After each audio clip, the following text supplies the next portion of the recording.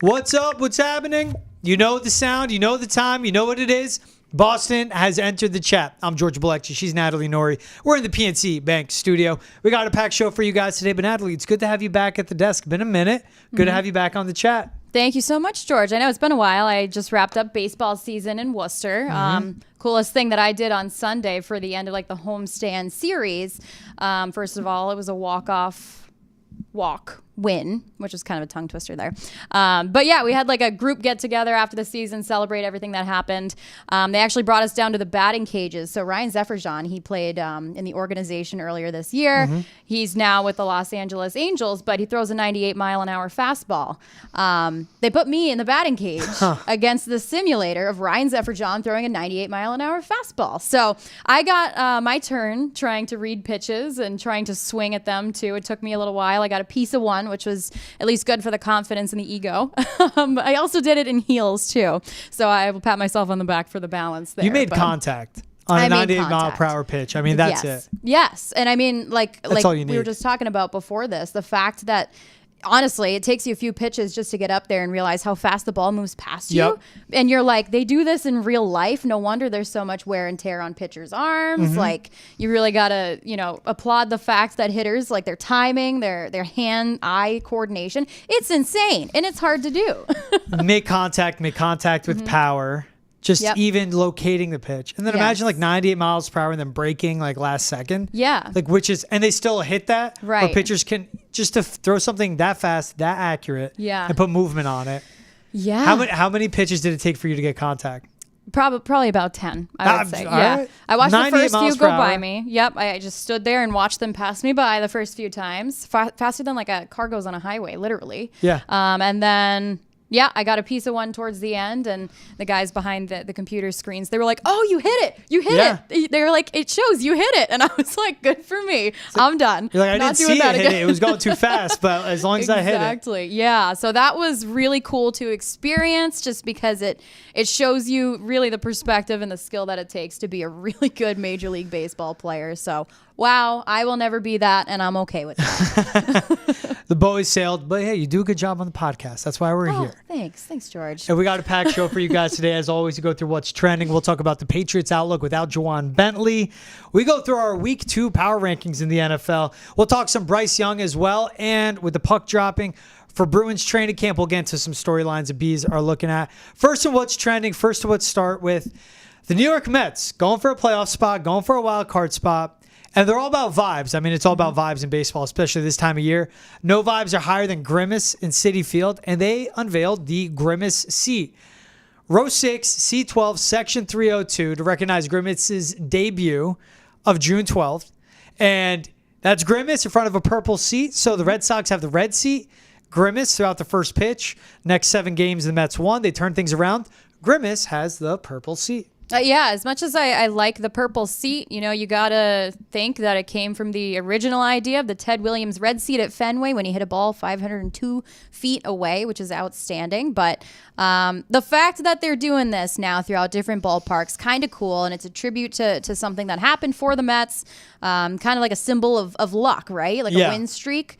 So when he threw out the first pitch, they went on a 7-game winning streak, which kind of brought them out of a slump that they were in, where they were about to head towards the end of their season. Well, Grimace threw out the pitch. They started a 7-game win streak, and then it kept the momentum up. So that's it gives cool. the momentum into the wild card. It's like when the Mets, when Yoenis Cespedes was there, and a parakeet, a yellow parakeet landed, I believe, when they were taking BP on the batting cage.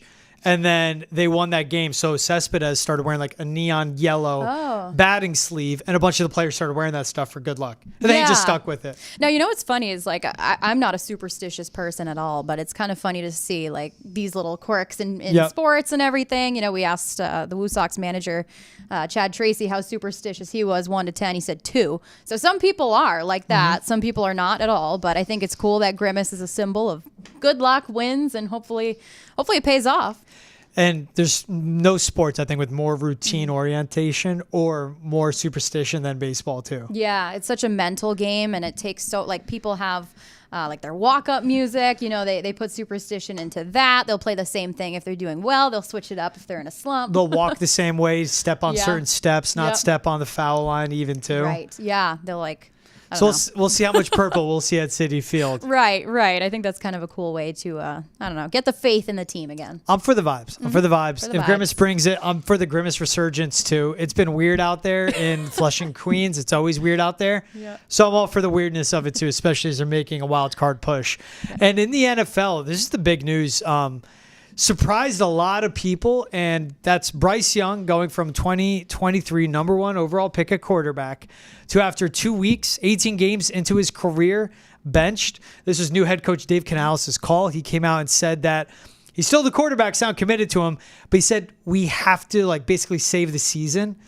Yeah. This is a shocker. First, you go back to the trade Carolina did to land the number 1 overall pick to get Bryce Young. They gave up their 2023 and 24 first rounder, their 23 and 25 second rounders, and DJ Moore, who is an elite wide receiver, all to get Bryce Young. 18 games later, for him played, they're benching him. He only won 2 games out of the 30 quarterbacks with 10 or more starts the last 2 seasons. He's 30th or 29th in every major passing category: completion percentage, yards per attempt, quarterback rating. It stinks because Bryce Young was so good in college, so good at Alabama. And we saw him lighting up SEC defenses, but he comes in undersized, 5'9", 205, not crazy accurate, arm strength, athleticism, none of that is there. And he just looks like a shell of himself from coming into the NFL. This is such a shocker, but we've seen it where he just hasn't looked like an NFL quarterback. And 2 games into his second season, Dave Canales says we got to go with Andy Dalton. And you know what? That's discouraging for someone, right? I Oh, mean, 1,000%. 18 games played. He's 2-16. Let's not forget he's 23 years old. So he's a young, impressionable kid outside of football, but he's also a professional on the field, and he's going into these situations where he's just not succeeding. And it's really unfortunate because you think about someone like him, and, even the media was talking about him after that first week 1 game, saying, he just seemed melancholy, I guess, for the post-game presser. He just went in there. He seemed kind of broken. His confidence was at an all-time low. And you mentioned it. I mean, he hasn't really had the best stats. You look at him in preseason, he was doing okay, scored a touchdown. There was hype about him. And then they did it. They threw him into the Lions' den on week 1, and he just didn't succeed. He kind of felt the pressure, I bet. But yeah, I mean, he took accountability for everything that happened during that game. But yeah, only 2 wins overall as a starting QB. And it's just how do you kind of come back from this? And this was a roster that wasn't ready to support a young quarterback, let alone a number 1 overall pick. So for them to go this route, and he's the first ever number 1 overall pick to start week 1 and be benched after week 2 in his second season. It's the first time this has ever happened. But you point out, so he went 2-15 his first season, just 2 wins. But David Tepper, since he bought the team in May of 2018, the Panthers are 31-70. 31-70 since this current owner bought it. He's gone through 4 head coaches. They've also had 3 interim coaches. For Bryce Young, this Dave Canales was his 3rd coach he's played for. You need stability in a building. You need stability in a franchise, especially to support a young quarterback, let alone one that's like an outlier physicality-wise of being this short, this small, where he can't throw over the middle. And we even saw it in week 1 and week 2 these past season. He was seeing ghosts. Everything I saw from that week 1 Saints game, everything's off his back foot. Everything he's leaning back.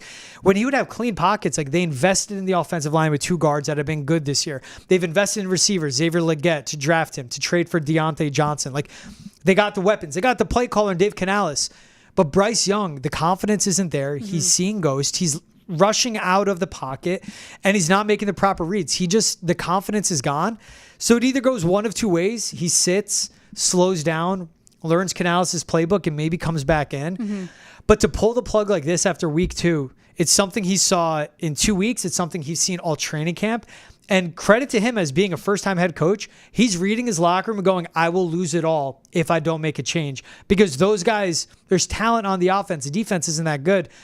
But they know they don't have a shot with Bryce Young, and they just have to see what they have in Andy Dalton. And what's wrong with taking a chance at this point, too? Because yeah, nobody's really looking positively at the Panthers right now. Unfortunately, I think it's kind of discouraging for the whole team probably to be in the situation they are. So sometimes a sudden move might mean sudden results, and who knows what's going to happen. But I think just he said we win by week by week. We calculate our wins. We focus 1 week at a time, and Andy Dalton is the right move at this time. And I think, to hear that, I'm sure as Bryce Young, it's discouraging to hear that you are not the conclusion, the solution, I guess you could say. But what does this do to his confidence? And what is it going to do to him now that he has to sit on the sidelines? And, what is this going to do to the locker room? They've been working with this kid all, a little bit of last year, a little bit of this year, and now things are going to change. So I think you're right. Dave Canales has to kind of make a move. But you know what? This is what happens, I guess, when you take a situation, you kind of force it too early, and you end up kind of taking a step backwards when you want to step forward week by week. And even looking at his passing chart week 2, he didn't attempt a single pass further than 12 yards downfield. He finished with 84 passing yards total. That's timid. The Chargers defense is good, not that good. That is him. He did not want to be there, and they had to have seen it. They saw it in the film. He said he watched the film. He said after watching all of that he made this call. It's just such a shocker. But again, this is for a franchise that traded up to get him. And again, in a draft where his red flag was his size, and he doesn't have a superb arm talent, accuracy, athleticism.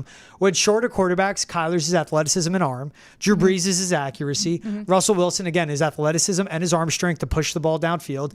And his ability to at least take care of the football. Bryce Young doesn't do any of that. And we just forget how big it is in the NFL.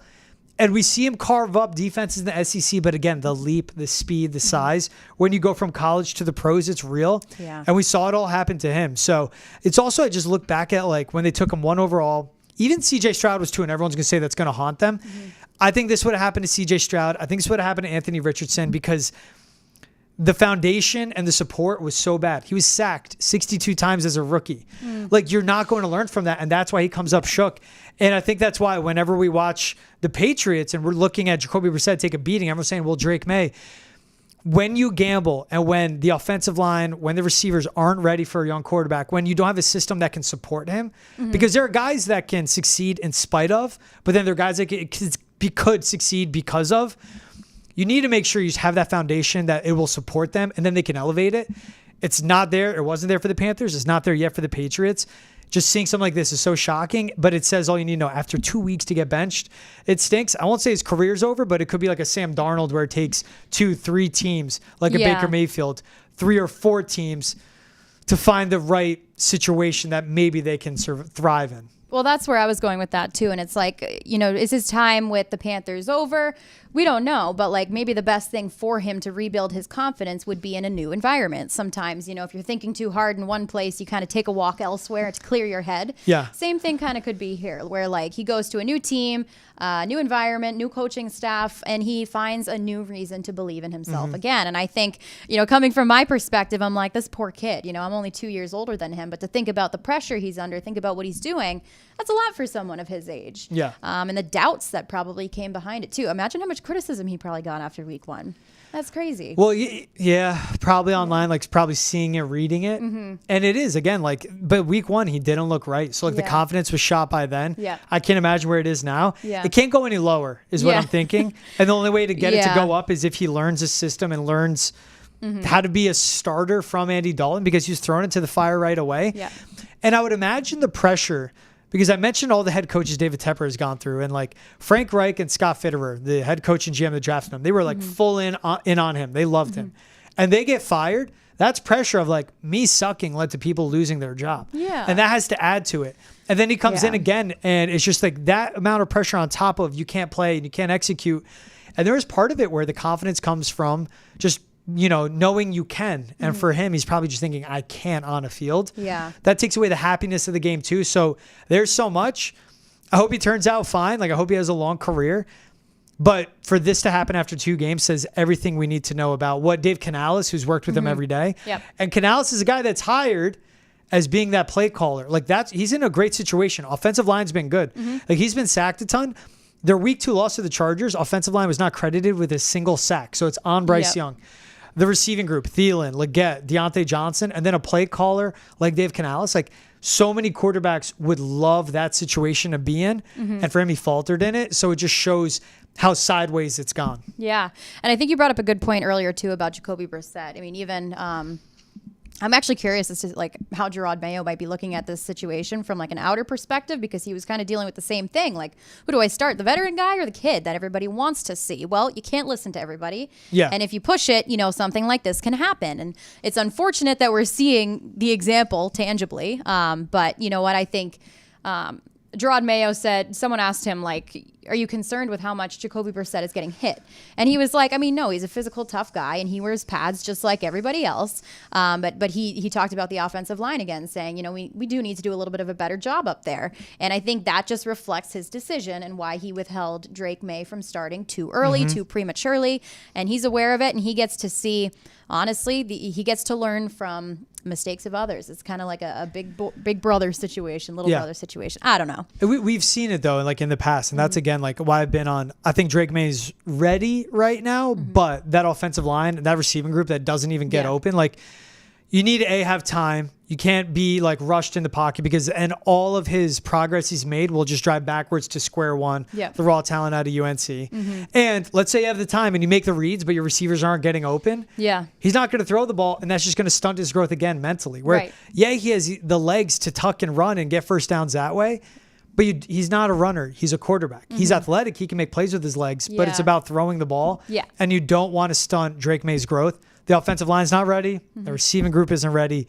And I think this is a reminder of like a cautionary tale, how to handle a rookie quarterback. Yeah, definitely. I mean, you don't want to have to force your QB out of the pocket. You want him to make those plays that drive the ball down the field. And Bryce Young, he's got a lot of work to do, unfortunately, with his confidence now and just belief in himself again. I asked earlier, how can he recover from this? I think it's hard. And, I don't know. You kind of think about the team, too. It's like, I don't know how you would feel about this as an athlete, but I think they see it and they agree with this move. You don't make this move as a head coach if you're losing the locker room. Right. You do this to like salvage what you have and salvage the season, Yeah, and that's got to be tough for him to think too. Like, hey, my teammates don't even they can't even count on me. They don't even believe in me. Yeah, they don't believe in me. So I do feel really bad for him. I think this is probably the best thing for the team at the moment. Yeah. But to think about the long term of Bryce Young, where is he going to go? How can he succeed again? Well, the verdict is out on that. I think short term, long term, it's the best thing for him too. Yeah. Sit, learn, get, just settle down, catch your breath, and then figure out where to go from there. And then still learn from a guy like Dave Canales and then see where it goes from there. Speaking of, let's stick with football. Patriots, it sounds like they are losing Juwan Bentley for an extended period of time. There were reports that came out, Natalie. We saw he left their first quarter of their week 2 loss against the Seahawks. Yep. First reports came out. That was optimistic. Then there were reports he's done for the season with a torn pec. Mike Reese of ESPN said he is expected to miss an extended period of time that could include the rest of the season. So not 100% done for the year with a torn pectoral. But Juwan Bentley, it doesn't sound optimistic for him. Yeah, and I mean, what a vague way to put it. But, the writing is on the wall. We're going to be without him for a very long time, and it's going to be tough. This is a guy who's coming off of 3 consecutive 100-tackle seasons just in one game. I think he had 12 tackles, 7 solo tackles, had a half a sack or something, almost a full sack. But it's bad news for the Patriots defense and somebody who not only is a leader back there, but the main communicator of the group too. And, how much movement they're going to have to do now between the communicator and his position as well. I mean, it's,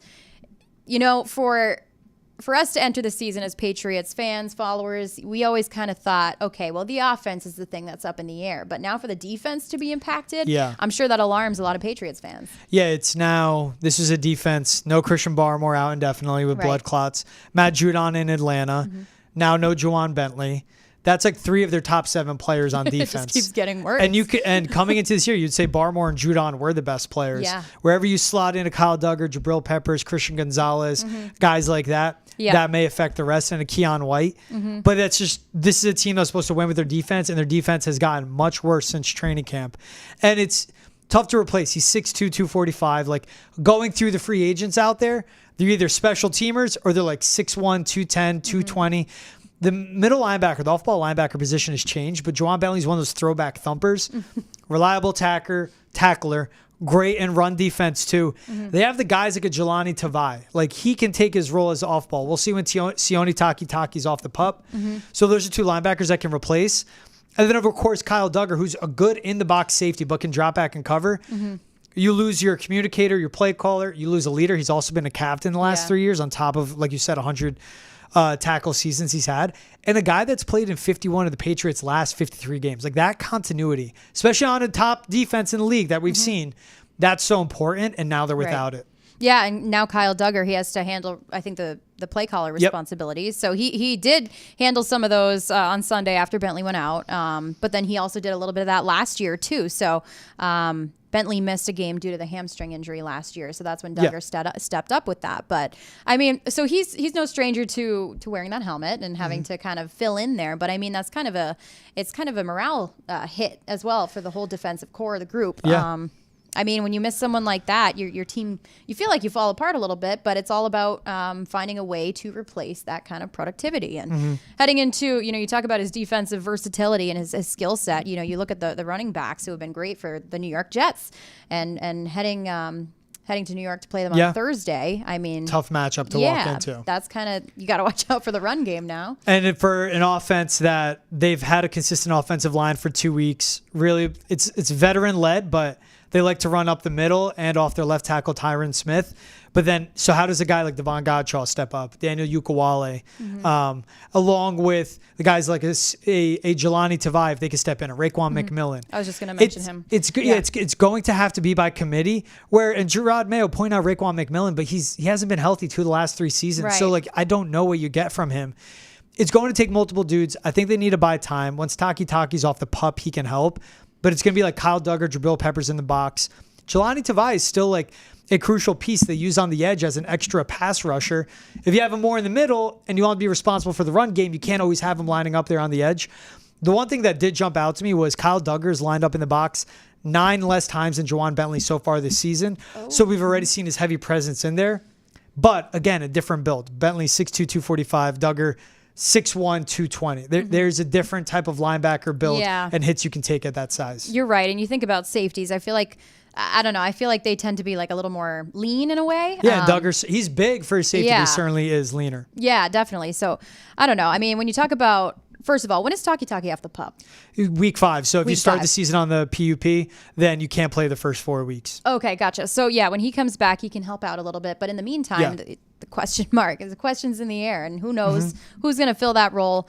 McMillan, now he missed last year with a torn Achilles, right? Exactly. And it's like, what is he going to look like coming back from that? Exactly. And then Taki, the reason he's on the physically unable to perform list, he's coming off a knee surgery this offseason. Yep. It'll take him for a few weeks to get acclimated. Right. And you bring up the Jets. It's Jets, 49ers, Dolphins, Texans. All 4 really good offenses.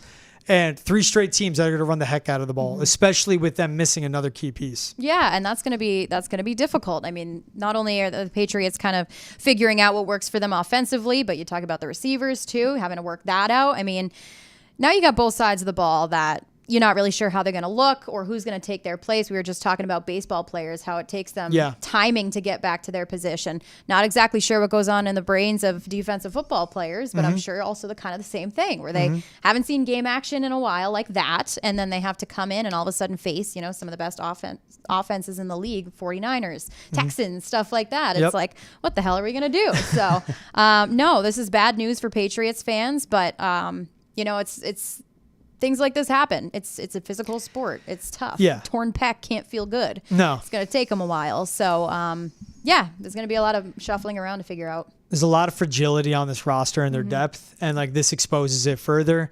Again, it's foundation year. It's a rebuilding year. It's year 1 for a new head coach, new front office, new coordinators. They're all being challenged. Yeah, and it just makes what was a tough year and one of the lesser rosters in the NFL even more shorthanded. All right, talking this football, you ready to get to power rankings? Let's do it. I'm excited for this one. I'm excited to hear yours. So, obviously, I'm on weekly. So, last week, my power rankings 10 through 1 were Bills, Cowboys, Rams, Dolphins, Texans, Ravens, Eagles, Lions, 49ers, Chiefs. You had 49ers that low, huh?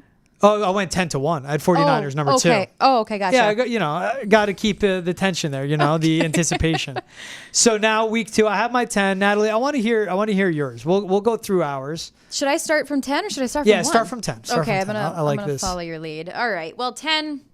You might not agree with this, but I have the Lions at 10. Whoa, low. Yeah, you know what? I feel like it's power rankings. I can have fun with it. So, no, 1,000%. I'm putting the Lions at 10. And I think, you know what, it's unexpected in a way how well they're doing, because I feel like the Detroit Lions and Detroit sports in general are kind of a laughing stock of a lot of professional sports.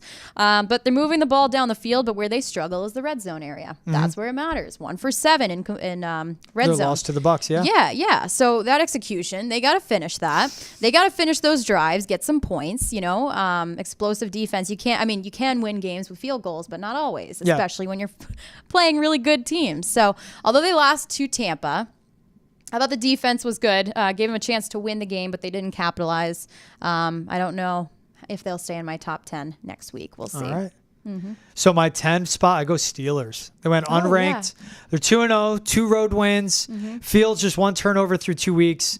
Elite defense. I don't know how long defense can keep it up, but I was like, same thing. I'm like, it's week 2. I'm going to have fun with it. You're 2-0 with both your wins coming on the road and your defense is handled. Yeah. And then even in week 1, you won with all field goals. I'm going to give them the nod at number 10 spot for me. There's that field goal point, huh? Yep. That's kind of cool. I mean, hey, sometimes it works.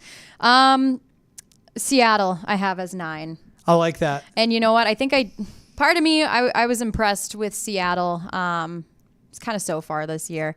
I feel like they've just kind of been steady. Yep. And that's the key to success there. Just keep it consistent. Stay steady on the field. I'm interested to see how their defense is going to play up against Miami when they're missing Tua.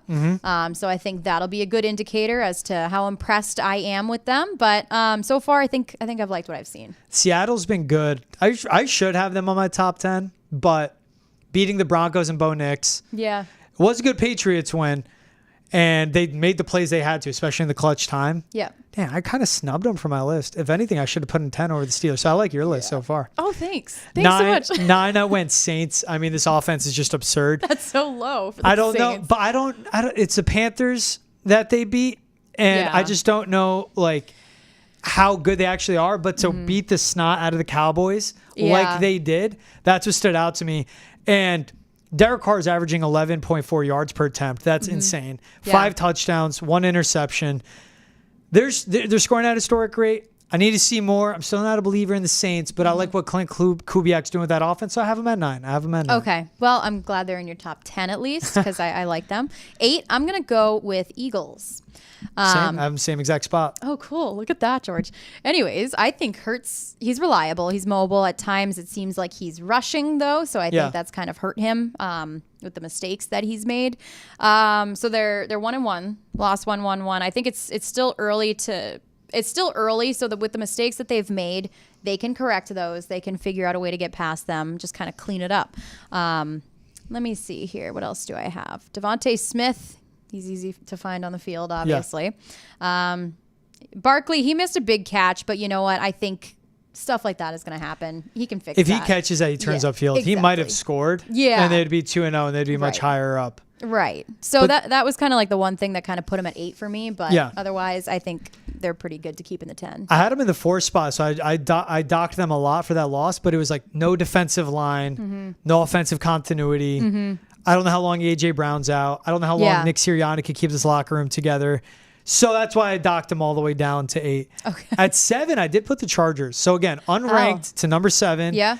2-0, but again, and I know I said the Saints only beat the Panthers. They've only beaten the Raiders and the Panthers, but they've allowed 13 points in 2 games. They're running the ball pretty much 60% of the time. And we know like teams will be run heavy, but for them to get what they're getting from J.K. Dobbins, a resurgence, how good this offensive line is. With Jim Harbaugh, they're going to play smart football, and they still have Justin Herbert. I have them going from unranked to 7. And like when the Patriots got that week 1 win, right, I was like, all right, they might win more than 4 games. Yeah. Because that end of the season game, hosting the Chargers, I'm like, they beat the LA Chargers. But now looking at what the Chargers do, I don't give that as a win anymore. Really? Yes, there's the West to East Coast swing, but how good this LA team is, and just like it's simple, smart football, what they're doing. And you know what, Jim Harbaugh team, you get a well-coached one. That's why I'm bumping this Chargers team up. And then a win I saw for the Patriots, now I'm getting iffy, especially that late in the year. I like that analysis of the Chargers. Honestly, I didn't put the Chargers on my list. Do you have the Patriots anywhere in your list? No. I was going to say me neither. No. For me, 7 was the Jets. actually. I know I've said this, might be a hot take, not sure. I think Aaron Rodgers is he's overrated in general, but like he's still a good QB. Like he still can do things. Both can be true. Yes. Like, I don't know. He's a weird dude, but like he's you don't do darkness retreats and like ayahuasca on the weekends? Not usually, no, do you? Right before the show. Just quick swig of ayahuasca, and then I go and record all the pods. No wonder you came in so happy. Anyways, Aaron Rodgers, he doesn't look bad. I think, again, like he can do things that not a lot of people in this world can do, period. So I think coming back this season, he doesn't look bad so far. I think the defense looks okay. I think 3 sacks from Will McDonald was a good sign this past week. They can run the ball. It seems like Rodgers is utilizing the run game a little bit, just kind of clean it up. I don't know. I mean, we'll see. I don't think. I mean, that's my analysis there. I don't really have any more to add. The Jets, the defensive line concerns me. Like they get pushed around. But if Rodgers continues and the offense gets better week by week with him and Garrett Wilson, then there will be something there. Right. At the 6th spot, I went Buccaneers. Okay. I think Baker's a gamer. They're 2-0. Right. And they beat the Lions in Detroit.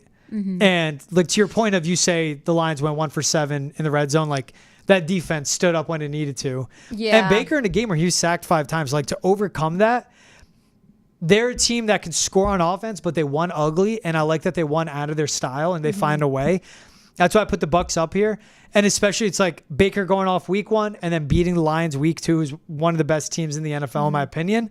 That's why I bumped them up unranked to 6th. And they're 2-0 leading their division. That's not a bad way to put it. I kind of like that point. They didn't, like, it wasn't a pretty win, but it's not the if you pretty ones can that win get it ugly, done. that's and like out of your style because they have good quarterback, 2 really good receivers. They can run the ball, and their defense is solid, but it's also injured. Right. Exactly. Just like you find a way to win, and like you need teams that can do that. Compared to like a Dolphins team, they don't know how to do that. They have to win their way or no other way. This Buccaneers team can. Well, that kind of reflects like the intellect of the players. You know, if it's out of their style, the way they can just react to those moments. But find a way and adapt. Anyways. Who do you have at 6?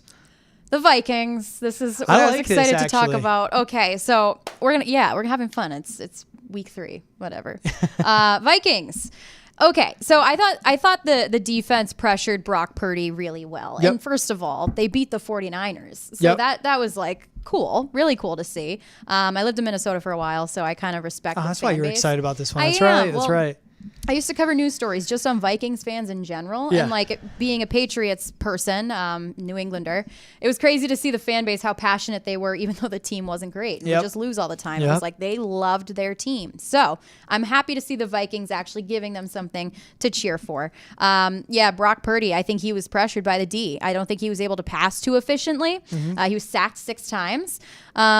So from preseason to week 2, I feel, the Vikings have yet to lose a game. So, I mean, they're on this high. Will this come to an end? Yes, it will. But it's been great to see. It's a good reflection, you know, the team chemistry. I think the QB, Sam Darnold, he's done a nice job driving the offense.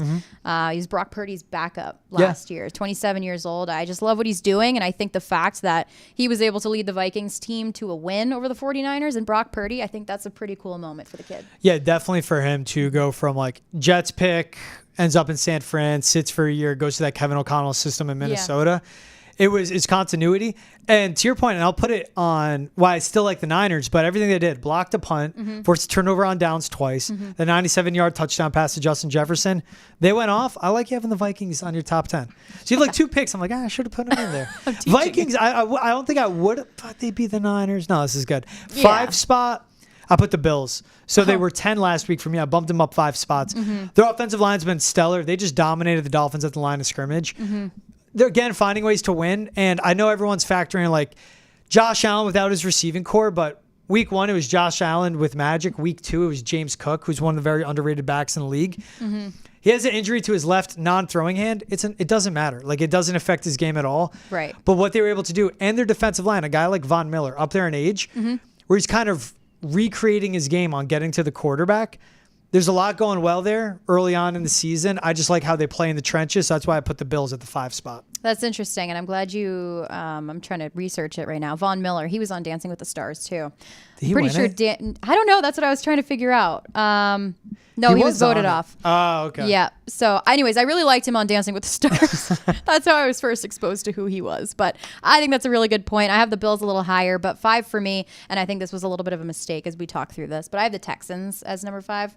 I feel like they have to clean up a bit. They're not finishing drives, committing penalties, but I think they're doing okay so far. They beat the Steelers, Rams, Giants preseason, Colts in week 1, Bears in week 2. Obviously, Caleb Williams, Nico Collins, they're great key pieces to have. I think CJ Stroud is Strouding as always, but good way to put it. Yeah, I mean, it's just kind of like it's early in the season, so the things that are going on right now are totally correctable. Yeah. If they can just fine-tune all of that, I think they'd be a top 3, no problem. I like that call. 4 spot, I went Lions. Lost a good Buccaneers team at home. 1 touchdown, 7 red zone trips, like you said. This roster's still very talented. Yeah. Catch your licks early. Get humbled. I think they'll be good. I keep it short and simple with them. I think they're still a top 5 team. I docked them 1 spot, but they're the 4 spot. 3 spot, I went 49ers. And that's coming off a loss to the Vikings. Didn't look good. And now Deebo Samuel and CMC are out. We'll see how long they're out for. Yep. CMC, we know he's on the IR. Still a really good team. They'll find ways to win. I'm not worried about them. But I went them from 2 to 3 after that loss. Okay, so my 4, I have 49ers. I think they've got everything that they need, but Christian McCaffrey out for at least 4 weeks. I think that's a key piece they're missing. So maybe health-wise, I'd probably switch them with the Texans right now, and I think you kind of did that as well. But 3 for me was the Saints. Their offense kind of came out of nowhere. I have no idea where it came from, but I love it. Again, it's still early, so this could end soon. They're gone. I don't know. But they beat Carolina. Okay, yeah. Beat the Cowboys. That was the key piece. That's impressive. I'd like to see them against the Dallas. Eagles. Yeah. So I think whatever this next game is, I think that's going to determine the route in which they're going. Are they going to continue to be this like unheard of team right now, offense, and Derek Carr, he's 30 for 39, new offensive coordinator and there Clint too. Kubiak. Yep. So 2 for me was the Bills. I like that. Oh, Bills at 2. Cool. Yeah. I think that's a good spot with Josh Allen. I put the Texans at 2. Yeah. But that's when it gets interesting with all the overlap. Their defensive line was just so dominant against the Bears. Nico Collins and CJ Stroud looked so good. And again, the offense, they had to find a way to win because that Bears defense was great. But the Texans offense stepped up when it needed to, but the defense stood out to me. I'll put them at 2. No surprise who we both have 1. Process of elimination. 3, 2, 1. Chiefs. Taylor Swift. You know what? And I'm going to say it. It's funny. I was talking to Ante before this. I saw I've seen videos. I'm going to say multiple. People are telling Travis Kelce to break up with his girlfriend and figure out how to play football again. Do you agree with this? No, that's not affecting it. No. It's just... In week 1, it was Mahomes, it was Xavier Worthy, it was his outside weapons. Yep. Again, it was Rashee Rice stepping up. Don't worry about Travis Kelce week 1 and 2. Worry about Travis Kelce week 15, 16, 17 in the playoffs. They'll let him by. He doesn't need to break up with Taylor Swift. He's perfectly fine. Yeah, I mean, he's just getting a little older. I think, Ian Rappaport actually tweeted out today, the Chiefs are signing their own former star, Kareem Hunt, who visited with Isaiah Pacheco going down. Yep, exactly. So, that might be a good way to fill the void. But Chiefs, they've got what they need. They got dudes on the outside. The one touchdown pass, they had Rashee Rice, who's like a slant, just like that's all he runs is slants and quick screens. They had him literally fake the slant, go on a fly route. It completely cooked the cornerback on that. Like those adjustments, Andy Reid being smart and showing that versatility by a guy like Rashee Rice, I think that's what's huge for his team. I like your power rankings. I like yours too, George. You have good surprises in there. Vikings, Thank you. Seahawks. Yeah, we'll see about the Seahawks. The Vikings, I'm really going to root for them this year, I think. Purple people eaters. Yeah, that's right. So let's get to hockey. Bruins opening training camp September 18th. What are some key storylines you're watching? We know there's Jeremy Swayman still not agreed to a deal as of the time of recording this podcast. Yep. And there's voids to fill. Jake DeBrusk, no longer with the team, left in free agency. And a lot of young talent are looking to go up. Who's someone you're watching for in Bruins training camp? Well, I think in the same way, it's Matthew Poitras because he left February, season-ending shoulder surgery. Yep. Youngest kid to be in development camp on the team. I think he's someone that we haven't seen a lot from yet, and I think people are excited to see his potential. I mean, I think he only played like 30-something games. I might be wrong there, but he did a nice job. job. So I think for him to come back, people are expecting for him to make an impact, to see what he's going to do. But yeah, I think him, and I think Jeremy Swayman's kind of the headliner for this one. Has to be. Yeah, because people are saying, all right, well, you traded Lysell, broke up probably the best goalie tandem in the NHL, the most entertaining and lovable one as well. But you kept one. So what are you going to do with them? And I mean, they're working out a long-term deal, that's for sure. So, but we saw, Darren Drager reported the Bruins will tell you it's a priority to get this guy signed. I think both sides are looking at a long-term commitment, and positive vibes are coming out of Boston. It's not done yet, end quote. They agreed to not go through arbitration. They agreed to go about it this way. Yeah. It has to be what the annual number is. It has to be linked to the contract. Sway wants to get paid, and he should. Yep. And he has a leverage of, if you don't pay me, you have nobody. Because, like you said, you trade Linus Ullmark. We'll see what Eunice Korpisalo can be, but Swayman's going to be the guy in the net. We'll see how many starts he gets in the season. Is it 55? Is it 60? We'll see what the splits are, but he's the guy moving forward. But the Bruins have to get this agreement done. Jeremy Swayman, both sides have to come together sooner, obviously, rather than later before puck drops in October for the season. Yeah, definitely. And I think, like, even for me, because I worked a little bit with the P Bruins last year, Brandon Bussey, seeing him at least go up with the Bruins a couple of times, it was great to see. So for me, I was kind of like, okay, what's going to happen with him and Korpisalo? Well, here's what's going to happen. I think Bussey is going to battle it out. But, I think Korpisalo he's got a lot of knowledge and a lot of experience. So we'll see what happens there. Speaking about the Providence Bruins, you think Fabian Lysell makes the roster out of training camp? It's hard to say. That there's no guarantee he will start with Boston, but I think after 2 really good seasons with Providence, he should get a look. I think he's done a really nice job. When you think about DeBrusk being out, he was solid on the power play. Lysell had 6 power play goals last season. DeBrusk, he's both a goal scorer and a playmaker. I think Lysell tends to pass more, at least 20 more assists last season than he had goals. But neither one of them is afraid to shoot the puck. So that's what you need. Yeah. It's a lot of speed they're missing with Jake DeBrusk on. And that could be a guy, you could pair him up on the second line. He could be next to Marchand and Coyle, so the vets can teach him. Put him down on the third line, but then it's him and Poitras, 2 young guys. So you mix and match, but he can't get depth scoring on that right wing spot. Right. It's just a matter of where do you slot him in. And it's all about him putting the concussion, the injuries that he had behind him and moving forward. Last one. What do you think the win prediction is for the Bruins? Training camp's about to go. I know I put you on the spot. I know. I'll say 51. 51 wins. That puts them in the same spot, though. That's going to be 2 more than they had this past season. Yep. But 51 wins. It's like 4th in the East. They obviously get the Elias Lindholm bump. They obviously have the Zadorov bump on their blue line. We'll see how Laraï comes along. Yeah. But this is a team I still think they're around that 3rd, 4th best spot in the East. Okay. I might go a little higher. 56? I was going to say 55. Okay. Maybe be a little conservative, but just a little higher. Because I want to see them win a little bit more, of course. But I think, you got some key returners. I think Pasta, a little bit of an off season kind of helps him to come back and fire it away. And now playing with Lindholm, he'll probably love. Yeah. I'm excited to see him too. But, I think it's going to be, it's really exciting for hockey to start. I'm pumped for it. But yeah, I want to see Swayman get signed. Hopefully by the time this is out, who knows? But I'd love to see him get that deal. I'd love to see him in Boston for a few more years. And I'd love to see 55 wins, George. All right. I like that. 55 wins going to the season. Better than my 51. Yeah. It's optimistic. And the one thing that I think on too, though, like I say, it's 4th in the East, is that the Hurricanes got worse. Like the Panthers are the Panthers, the Rangers are the Rangers. Canes got worse, and that's what opens it up on who's going to be that 3rd, 4th, 2nd best team in the East with all of those skilled teams jockeying for that position. You're right. And I think earlier you said Poitras and Lysell, like if that was the thing on the 3rd line. I think if Poitras and Lysell if Poitras is a little more experienced and Lysell joins that line and then you've got Trent Frederick on left, I think that would be a really fun line to watch. Just going to say that. But I don't know if that's going to happen. Who knows? But I think that would be cool to see. I had a lot of speed and then Freddie with the toughness to yeah, defend the 2 young guys. I love watching that kid. I love watching him. All right, she's Natalie Noury. I'm George Balekji. This is Boston's End of the Chat from the PNC Bank Studio. Wherever you get your podcast, please like, subscribe, download, rate, and review. Spotify, Apple, Amazon Prime. Hit the subscribe button on Nesson's YouTube page. Subscribe on Twitch as well. We'll see you guys same time, same place next time. Have a good one.